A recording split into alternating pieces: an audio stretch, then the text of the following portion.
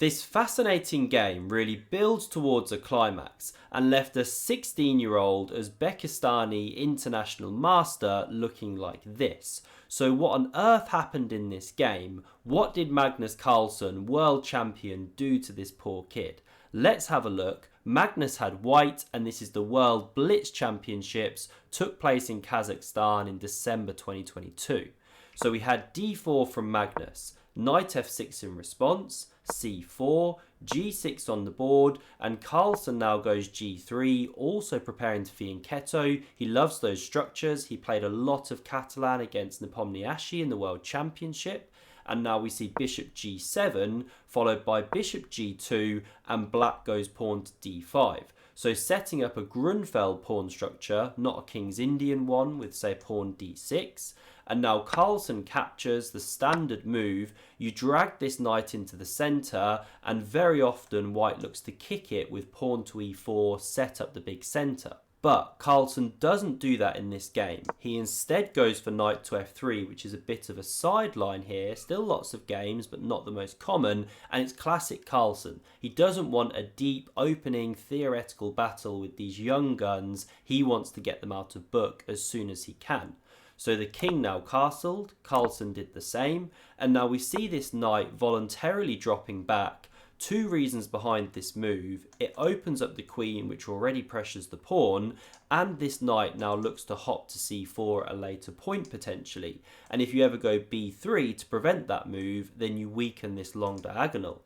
So knight c3 from Carlsen, he carries on developing, and now black does the same with their knight. So c5 and e5 are really thematic breaks in these kind of structures. But here we see the knight coming, tempting white to kick on with d5, which is a playable line. Then it gets quite tactical. The knight jumps to a5. Again, there's ideas of hopping here, trying to open this diagonal if b3 is played, and the line can continue something like this. You try and undermine the centre as black. But we didn't see Carlsen advancing that pawn. Equally, he didn't go e3, which is a bit ugly, blocking this bishop. Whoops, wrong arrow.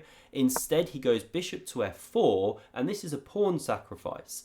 Now, black takes the pawn, Carlsen recaptures, and we'll now see the idea. So it isn't to take back with the queen.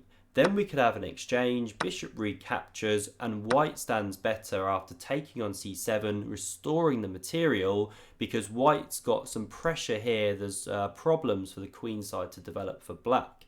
And just coming back here, if instead of taking with the queen, you take with the bishop, well, now this queen can sidestep. And with the rook coming to d1, the bishop still coming down here, white will soon win back the pawn with advantage. So what did black do? Well, pawn to e5. So this is the best move. You win back the piece. Now Carlsen takes that pawn, bishop recaptures, and he goes e3 to cement his knight. So the material's been restored, but black's now got the bishop pair here and the option of exchanging here at any point and saddling Carlsen with the worst pawn structure.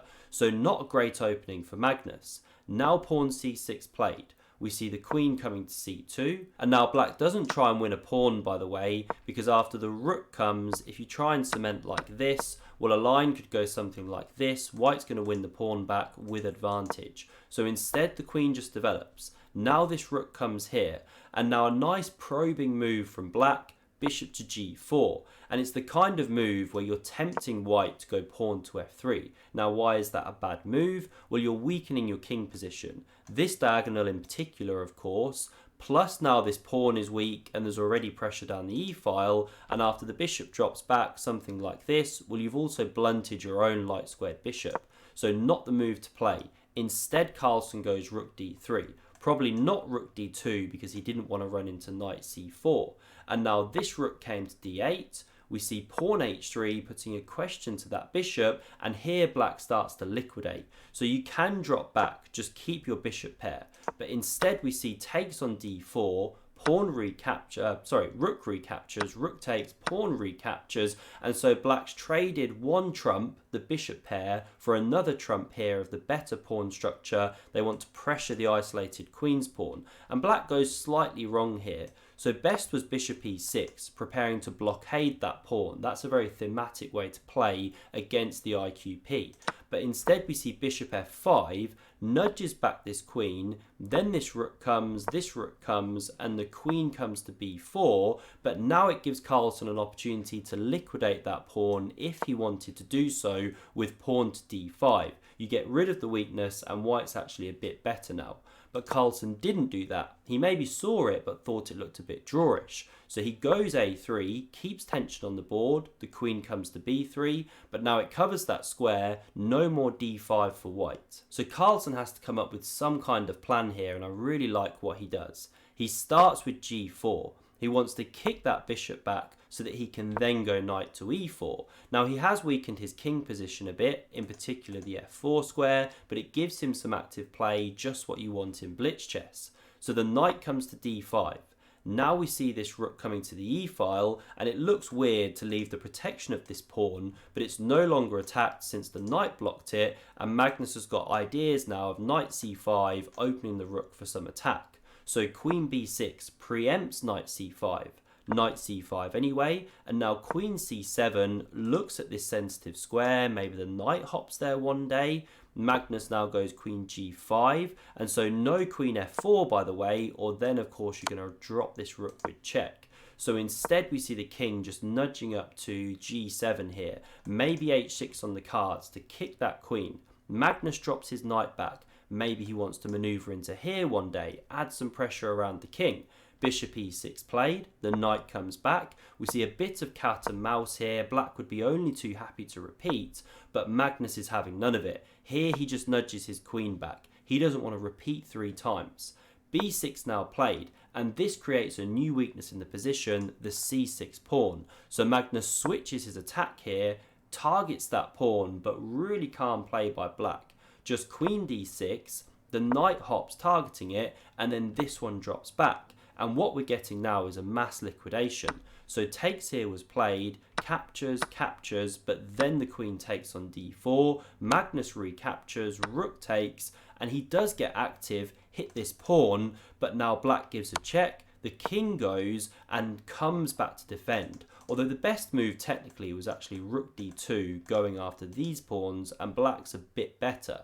But when you're a young opponent, you're playing the world champion, you just want to draw the game, get those pieces off. So this one was played, the rook captured, the bishop took back, and Magnus went g5, just clamping on these pawns. So what is Magnus Carlsen going to do from here? Well, after h6, undermining that pawn, we see pawn coming here to reaffirm the clamp, pawn recaptures, and now the kings start running into the middle of the board, very thematic to activate them. And after king c5, important move from Magnus, king d3.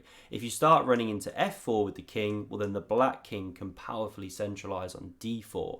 So this one stops that. Now a5 played, all good so far, king c3, but here black just goes a little bit wrong. They play pawn to a4, putting a pawn on a light square. Now better here would have just been waiting with the bishop, bishop e6, bishop f5. Now you can go a4, the computer doesn't mind this move at all, but that's the computer. From a human standpoint, you're now making this a worse bishop by putting pawns on the same colour as it, and this bishop could now have more targets in the future, plus you've got these ones on the king side here. This is the problem. So bishop f1 was played, and we see some nice bishop maneuvering now from Magnus. He brings this one to g4, bishop d5, and bishop d7, and now we see a problem. The pawn is attacked, and you can't go bishop c6 because takes, king takes, and this endgame is actually losing.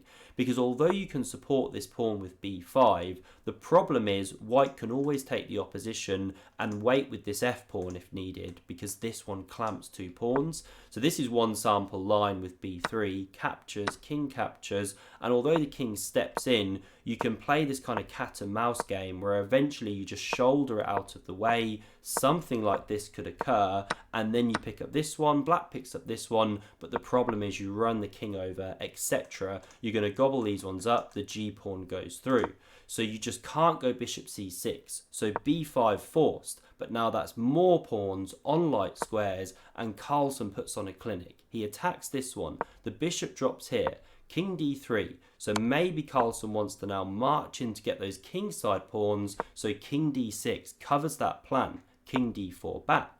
King e7 hits the bishop, Carlsen goes, here comes the king again, the bishop goes, and now here we see a decisive mistake, low on time. So if you had just waited with the bishop, this was the best way to try and put up resistance. But long story short, there's still a way to probe. So you can go bishop d3, hit this pawn, king covers, and then there are some long-term plans, if you time it right, of going f4, f5 and trying to march in the king whilst keeping this one tied down. Now if you time it wrong, it should still be a draw, but there's very, very tough positions to hold from there for black basically.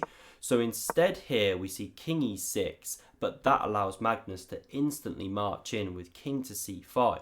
And now this pawn is coming critically under fire, so black abandons it. We see king e5, the bishop comes, they come after this one, but Magnus starts gobbling here. The bishop drops, the king comes, now we see takes on g5.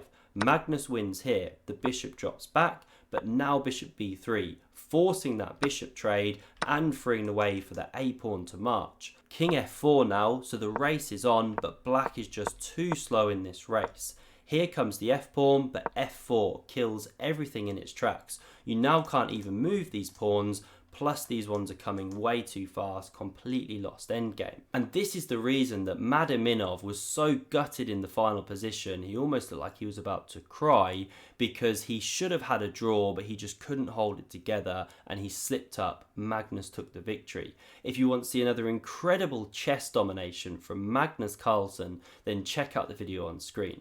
Thanks very much for watching and see you soon.